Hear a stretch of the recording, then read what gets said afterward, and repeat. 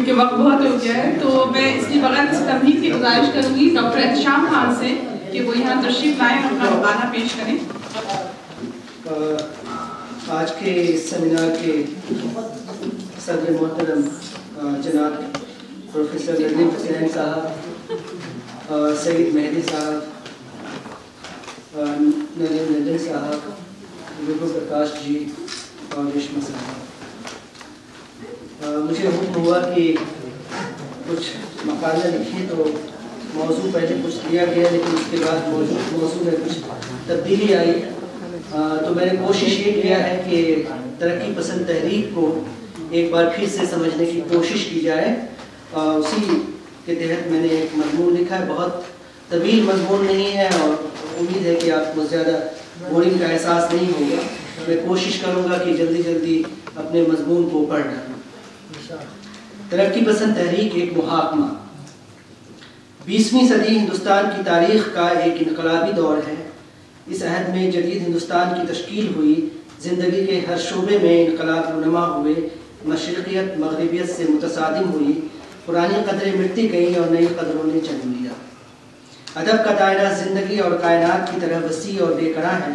یہاں زندگی اور کائنات کا ہر موضوع فنکارانہ انداز میں پیش کیا جا سکتا ہے۔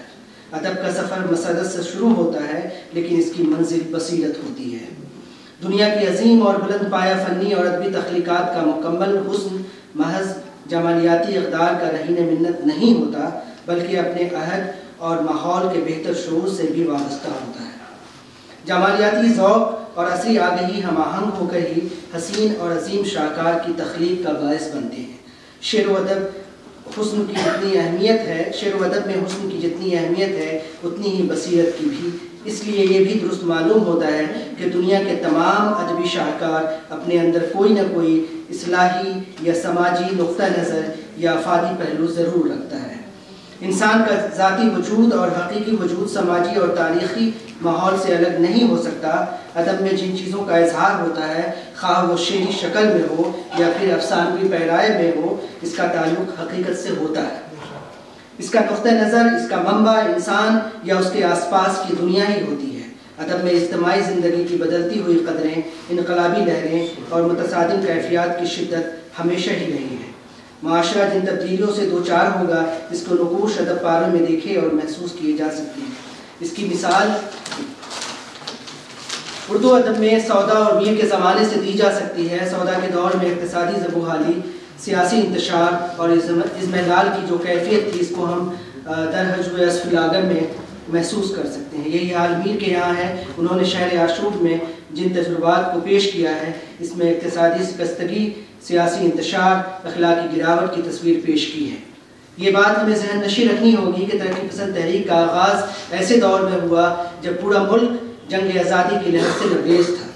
ملک کے اندرونی خلفشار و تنازعات کو دور کرنے اور امن و مساوات، بھائی چارگی کی فضا قائم کرنے اور سماجی و معاشی معاملات کے حل کے سلسلے میں ہمارے سیاسی رہنماؤں کی طرف سے جو کوششیں جاری تھیں، ان تمام کوششوں کو کامیابی و کامرانی سے ہمکنار کرنے کے لیے ترقی پسند تحریک وجود میں آئی۔ لہٰذا اس تحریک سے وابستہ ادیبوں شاعروں نے مختلف قسم کے ہنگامی اور وقتی موضوعات کو اپنی تخلیق کا سرچشمہ بنا لیا، جس کا ہمیشہ ذکر ہوتا ہے کہ ترقی پسند تحریک میں نعرے بازی کی گئی یا بہت زوردار آواز میں گفتگو کی گئی یا شاعری کی گئی۔ میرے خیال سے اس سے قبل جو شاعری ہو رہی تھی وہ ادب برائے ادب کے تحت شاعری ہو رہی تھی، جہاں نازکی ان کے لب کی کیا کہیے۔ لیکن جب آپ جنگ آزادی کی بات کرتے ہیں، لوگوں کے اندر جذبات اٹھانے کی بات کرتے ہیں، ویسے میں اگر آپ اشاروں کے ناموں میں بات کریں یا اگر آپ یہ کہیں کہ سرگوشی میں بات کریں، تو شاید وہ پیغام اس طریقے سے نہیں پہنچ پائے گا جس طریقے سے جو ادب برائے زندگی کے تحت بات کی گئی تھی۔ 1936 میں پریم چند نے اپنے صدارتی خطبے میں جو معنی خیز جملہ کہا تھا کہ ہمیں حسن کے معیار کو بدلنا ہوگا، اس جملے میں مستقبل کے جمالیاتی نظام کے افکار کے بہت سے پہلو پوشیدہ تھے۔ سجاد زہی نے روشنائی میں اس کی وضاحت کرتے ہوئے لکھا ہے، کوٹ ہے کہ انہوں نے ادیبوں سے کہا کہ عوام کی زندگی ان کی کشمکش حیات میں جن کی معراج دیکھنے کی کوشش کریں اور یہ نہ سمجھیں کہ حسن صرف رنگے ہوئے ہونٹوں والی معطر عورتوں کے رخساروں اور ابروؤں میں ہے۔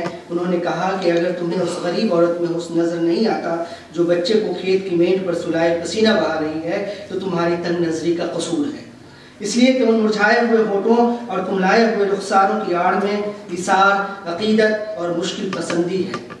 شباب سینے پر ہاتھ دھر کے شعر پڑھنے اور صنف نازک کی قصدائیوں کے شکوہ کرنے یا اس کی خود پسندیوں پر سر دھلنے کا نام نہیں، شباب نام ہے آئیڈیلزم کا، ہمت کا، مشکل پسندی کا، قربانی کا۔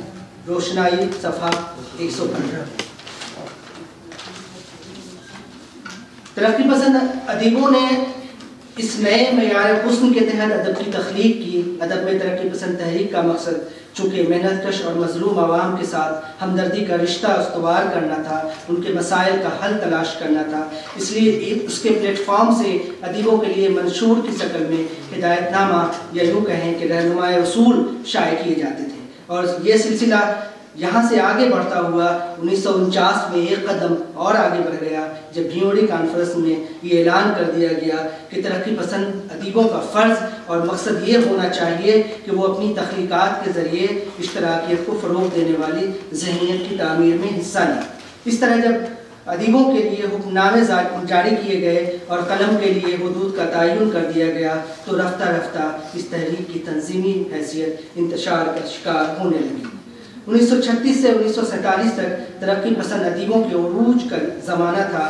اس دور میں ترقی پسند تحریک نے بہت زیادہ مقبولیت حاصل کی، وہیں اس کی کچھ کمزوریاں بھی سامنے آئیں جن سے ترقی پسند تحریک کو نقصان بھی پہنچا۔ دراصل ترقی پسند تحریک کی ابتدا میں ہر نئی چیز کو ترقی پسندی سے تعبیر کیا گیا۔ دانستہ یا نادانستہ ذہنوں میں الجھن پیدا کرنے کی کوشش کی گئی، اس میں مختلف قسم کے رجحانات اور نظریات شامل ہو گئے۔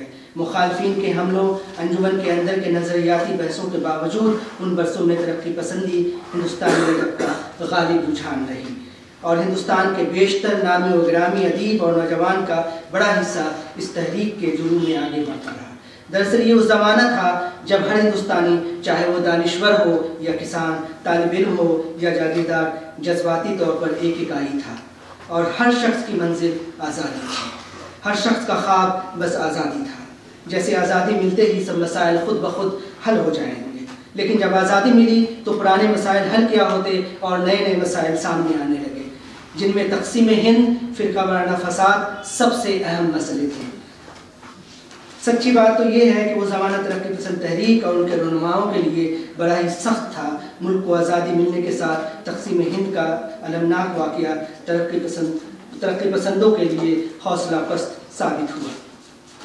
ترقی پسند تحریک کی آزادی تک جس لگن اور جوش کے ساتھ سرگرم عمل تھی، وہ صورت آزادی اور ملک کی تقسیم کے بعد باقی نہ تھی۔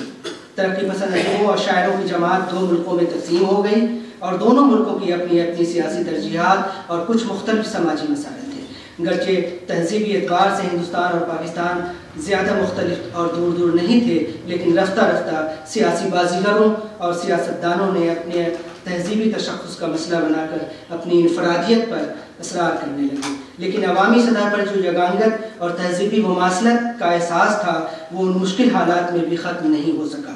ترقی پسندوں نے ملک کی آزادی کو آزادی اس لیے تسلیم نہیں کیا کہ وہ ملک آزاد ہوتے ہی ایک نئے ملک کی داغ بیل ڈالنے کے نتیجے میں جو ظلم اور بربریت کا ظہور ہوا وہ اس آزادی کے خواب سے کوئی تعلق نہیں رکھتا تھا۔